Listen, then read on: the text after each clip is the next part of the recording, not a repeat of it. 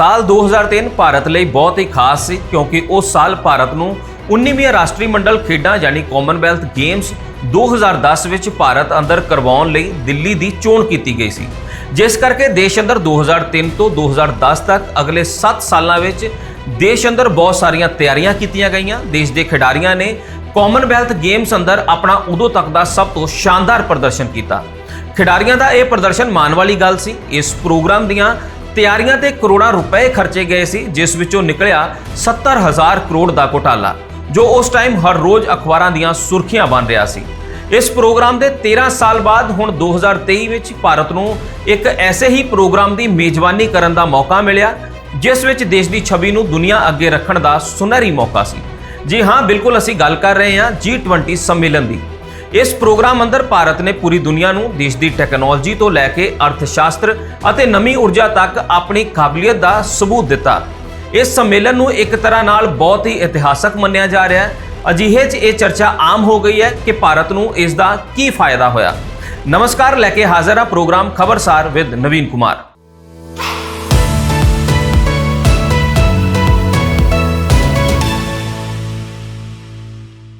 ਦੇਸ਼ ਦੀ ਰਾਜਧਾਨੀ ਵਿੱਚ 2 ਦਿਨ ਚੱਲਿਆ G20 ਸਿਖਰ ਸੰਮੇਲਨ 10 ਸਤੰਬਰ ਨੂੰ ਖਤਮ ਹੋ ਗਿਆ ਹੈ।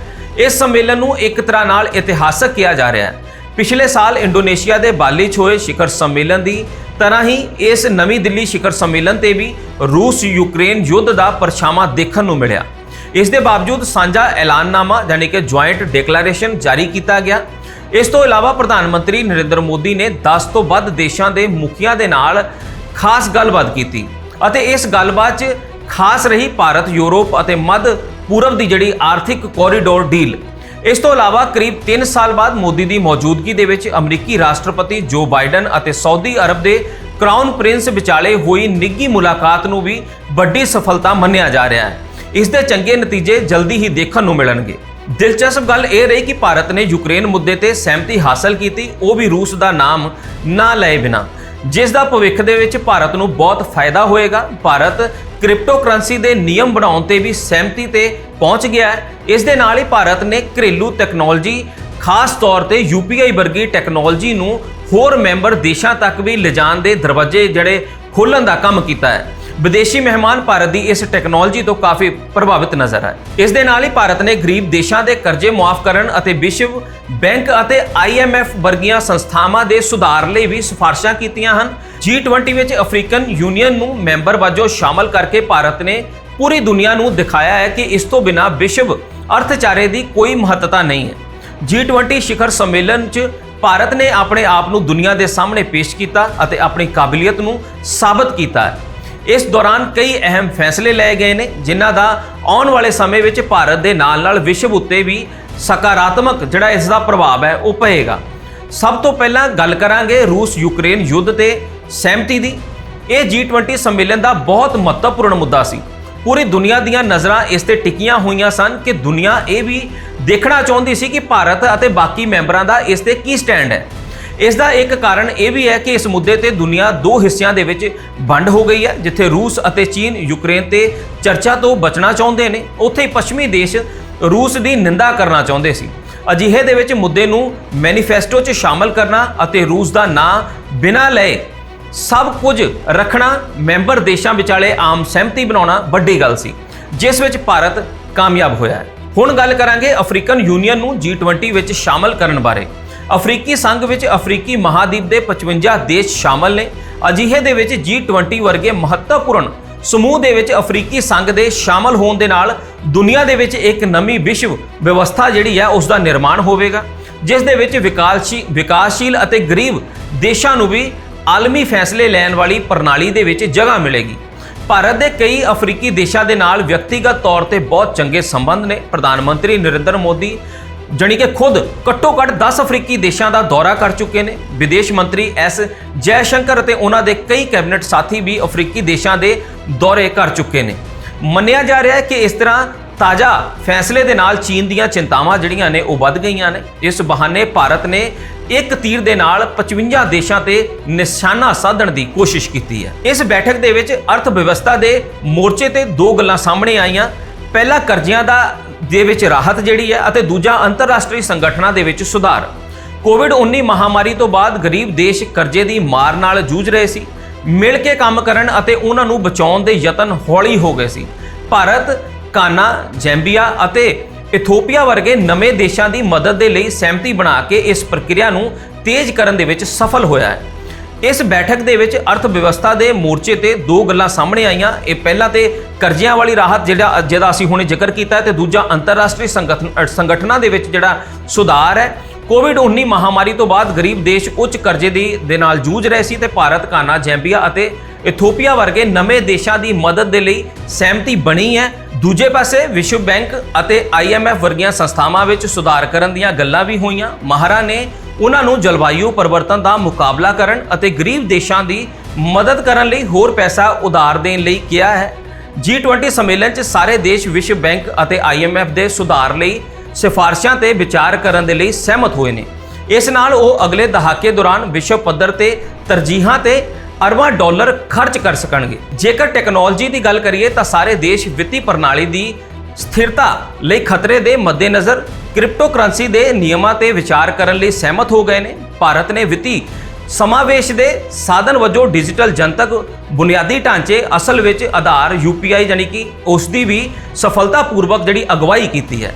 ਇਸ ਨਾਲ ਭਾਰਤ ਨੂੰ ਦੁਨੀਆ ਦੇ ਬਾਕੀ ਵਿਕਾਸਸ਼ੀਲ ਦੇਸ਼ਾਂ ਨੂੰ ਆਪਣੇ ਘਰੇਲੂ ਟੈਕਨੋਲੋਜੀ ਜਿਹੜੀ ਤਕਨੀਕ ਹੈ ਉਸ ਦਾ ਹੱਲ ਜਿਹੜਾ ਨਿਰਯਾਤ ਕਰਨ ਦੇ ਵਿੱਚ ਮਦਦ ਮਿਲਣ ਦੀ ਉਮੀਦ ਹੈ।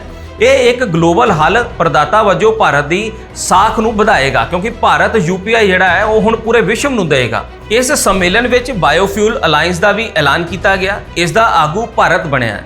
ਇਸ ਗੱਠਜੋੜ ਦਾ ਸਮੁੱਚਾ ਟੀਚਾ ਪੈਟਰੋਲ ਵਿੱਚ ਇਥਾਨੋਲ ਮਿਸ਼ਰਣ ਨੂੰ 20% ਤੱਕ ਵਧਾਉਣ ਦੇ ਲਈ ਗਲੋਬਲ ਪੱਧਰ ਦੇ ਉੱਤੇ ਪਹਿਲ ਕਦਮੀ ਕਰਨਾ ਹੈ। ਇਹ ਭਾਰਤ ਦੇ ਵੱਡੇ ਸਵੱਛ ਊਰਜਾ ਯਤਨਾਂ ਦਾ ਹਿੱਸਾ ਹੈ ਜਿਸ ਨਾਲ ਵਿਦੇਸ਼ਾਂ ਵਿੱਚ ਭਾਰਤ ਦਾ ਅਕਸ ਸੁਧਾਰਨ ਦੇ ਵਿੱਚ ਮਦਦ ਮਿਲੇਗੀ। ਪ੍ਰਧਾਨ ਮੰਤਰੀ ਨਰਿੰਦਰ ਮੋਦੀ ਨੇ ਗਲੋਬਲ ਬਾਇਓਫਿਊਲ ਅਲਾਈਅੰਸ ਦੇ ਗਠਨ ਦਾ ਐਲਾਨ ਕੀਤਾ। ਇਸ ਗੱਠਜੋੜ ਦੇ ਵਿੱਚ ਭਾਰਤ, ਬ੍ਰਾਜ਼ੀਲ, ਅਮਰੀਕਾ ਵਰਗੇ ਦੇਸ਼ ਸ਼ਾਮਲ ਨੇ। ਇਸ ਗੱਠਜੋੜ ਦੇ ਜ਼ਰੀਏ ਨਵਿਆਉਣਯੋਗ ਊਰਜਾ ਨੂੰ ਉਤਸ਼ਾਹਿਤ ਕੀਤਾ ਜਾਵੇਗਾ ਅਤੇ ਕਾਰਬਨ ਦੇ ਨਿਕਾਸ ਨੂੰ ਸ਼ੁੱਧ ਜ਼ੀਰੋ ਤੱਕ ਘਟਾਉਣ ਦੇ ਵਿੱਚ ਬਹੁਤ ਅੱਗੇ ਵਧਾਇਆ ਜਾਏਗਾ। ਇਸ ਦੇ ਨਾਲ ਹੀ G20 ਮੀਟਿੰਗ ਵਿੱਚ ਦਿੱਲੀ ਐਲਾਨਨਾਮੇ ਨੂੰ ਸਰਬਸਹਿਮਤੀ ਦੇ ਨਾਲ ਪ੍ਰਵਾਨਗੀ ਜਿਹੜੀ ਹੈ ਉਹ ਦਿੱਤੀ ਗਈ ਹੈ ਜੋ ਕਿ ਭਾਰਤ ਦੀ ਕੂਟਨੀਤਿਕ ਤਾਕਤ ਦੀ ਇੱਕ ਮਿਸਾਲ ਪੇਸ਼ ਕਰਦਾ ਹੈ। ਹਾਲਾਂਕਿ ਇਸ ਦੇ ਲਈ ਸਖਤ ਮਿਹਨਤ ਕਰਨੀ ਪਈ। ਨਵੀਂ ਦਿੱਲੀ ਲੀਡਰ ਸਮਿਟ ਘੋਸ਼ਣਾ ਪੱਤਰ ਸਾਰੇ ਜਿਹੜੇ ਮੈਂਬਰ ਸੀ ਦੇਸ਼ਾਂ ਦੇ ਉਹਨਾਂ ਦੀ ਸਹਿਮਤੀ ਜਿਹੜੀ ਉਸ ਦੇ ਵਿੱਚ ਜਾਰੀ ਕੀਤੀ ਗਈ।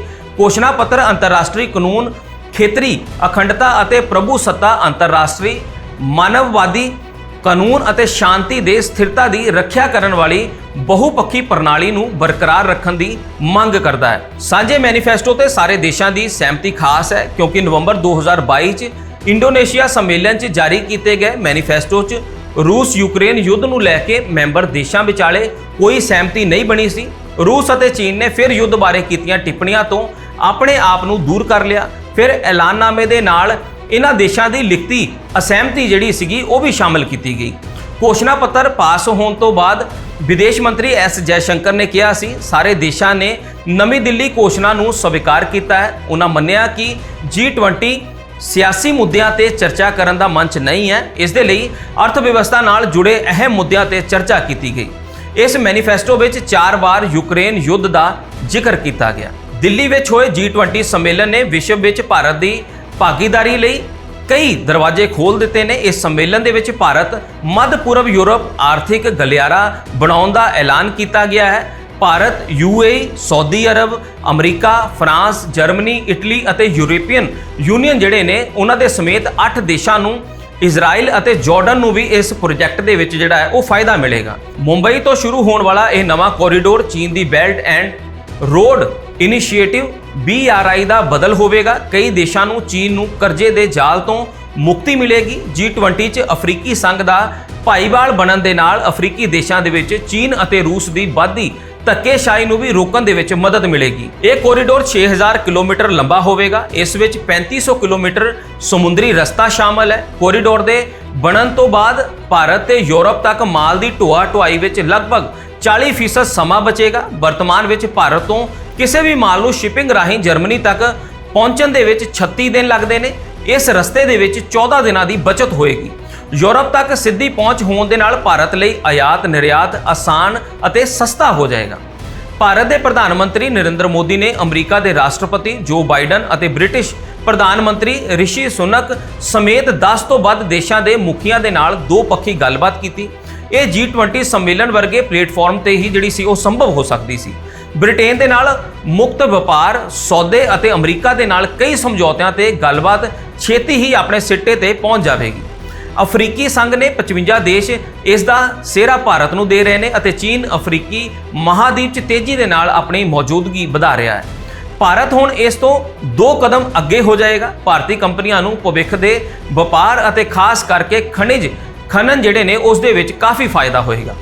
G20 ਸੰਮੇਲਨ ਦੇ ਆਖਿਰ 'ਚ ਮੋਦੀ ਨੇ ਵਨ ਅਰਥ ਵਨ ਫੈਮਿਲੀ ਅਤੇ ਵਨ ਫਿਊਚਰ ਦਾ ਸੰਕਲਪ ਦਿੱਤਾ। ਇਸ ਦੇ ਨਾਲ ਹੀ ਗਲੋਬਲ ਸਾਊਥ ਦੀਆਂ ਸਮੱਸਿਆਵਾਂ ਵੱਲ ਧਿਆਨ ਦੇਣ ਤੇ ਜ਼ੋਰ ਦਿੱਤਾ ਗਿਆ। ਨਤੀਜਾ ਇਹ ਹੋਇਆ ਕਿ ਅਫਰੀਕੀ ਸੰਘ ਨੂੰ ਵੀ G20 ਦੀ ਮੈਂਬਰਸ਼ਿਪ ਜਿਹੜੀ ਆ ਉਹ ਮਿਲ ਗਈ ਹੈ। ਮੋਦੀ ਨੇ ਸਪਸ਼ਟ ਕਿਹਾ, ਸਾਨੂੰ ਫੈਸਲਾ ਕਰਨਾ ਪਏਗਾ ਕਿ ਵਿਕਾਸ ਅਤੇ ਬੁਨਿਆਦੀ ਅਧਿਕਾਰਾਂ ਦੀ ਜਿਹੜੀ ਦੌੜ ਦੇ ਵਿੱਚ ਕੋਈ ਵੀ ਦੇਸ਼ ਪਿੱਛੇ ਨਾ ਰਹਿ ਜਾਏ।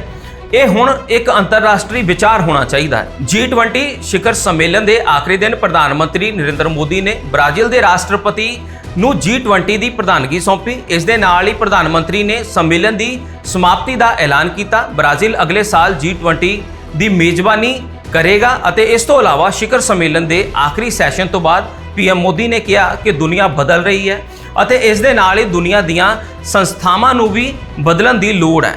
ਉਹਨਾਂ ਕਿਹਾ, ਹੁਣ ਤੱਕ ਸੰਯੁਕਤ ਰਾਸ਼ਟਰ ਸੁਰੱਖਿਆ ਪਰਿਸ਼ਦ ਦੇ ਵਿੱਚ ਉਨੇ ਹੀ ਮੈਂਬਰ ਨੇ ਜਿੰਨੇ ਇਸ ਦੇ ਸਥਾਪਨਾ ਦੇ ਸਮੇਂ ਸੀ। ਸਥਾਈ ਦੇਸ਼ਾਂ ਦੀ ਗਿਣਤੀ ਵਧਾਈ ਜਾਣੀ ਚਾਹੀਦੀ ਹੈ। ਭੁੱਖਮਰੀ ਨੂੰ ਖਤਮ ਕਰਨ ਦੇ ਲਈ ਯਤਨ ਵਧਾਉਣੇ ਚਾਹੀਦੇ ਨੇ। G20 ਸੰਮੇਲਨ ਦੇ ਖਤਮ ਹੋਣ ਤੋਂ ਬਾਅਦ ਆਪਣੇ ਦੇਸ਼ ਵਾਪਸ ਗਏ ਆਗੂਆਂ ਨੇ ਭਾਰਤ ਦੀ ਮੇਜ਼ਬਾਨੀ ਅਤੇ ਪ੍ਰਧਾਨ ਮੰਤਰੀ ਮੋਦੀ ਦੇ ਪੂਰੇ ਵਿਸ਼ਵ ਨੂੰ ਨਾਲ ਲੈ ਕੇ ਚੱਲਣ ਦੀ ਨੀਤੀ ਦਾ ਸੋਸ਼ਲ ਮੀਡੀਆ ਤੇ ਪੋਸਟਾਂ ਪਾ ਕੇ ਧੰਨਵਾਦ ਅਤੇ ਸਵਾਗਤ ਕੀਤਾ।